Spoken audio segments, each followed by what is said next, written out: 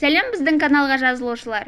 Соңғы жаңалықтарды алғашқылардың қатарында білгіңіз келсе, бейне астындағы лайк пен подписация таңбаларын басып, бізге жазылыңыз. 15 қарашаға арналған ауа райы болжамы. Қазақстанның солтүстігі мен шығысында ылғалды қар жауып, жел күшейеді.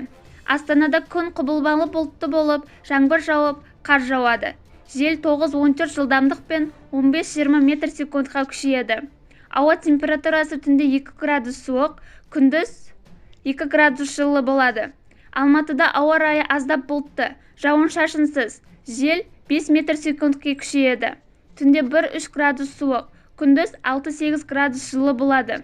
Шымкентте ауа райы құбылмалы, жауын-шашынсыз, желдің жылдамдығы 5-10 метр секунд.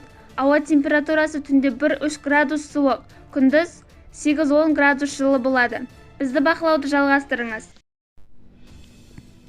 Сәлем біздің каналға жазылушылар. Соңғы жаңалықтарды алғашқылардың қатарынан білгіңіз келсе, бейне астындағы лайк пен подписация таңбаларын басып, бізге жазылыңыз. Истанбулда жарылыс болды. Соңғы мәлімет бойынша 6 адам қаза тауып, 53 адам зардап шеккен. Жарылыс жаяу жүргіншілер жүретін атақты Истиклал көшесінде болған. Истанбул прокуратурасы жарылысты теракт деп жариялады. Қаза болғандар мен зардап шеккендердің арасында қазақстандықтардың бар жоғы анықталып жатыр. Бізді бақылауды жалғастырыңыз.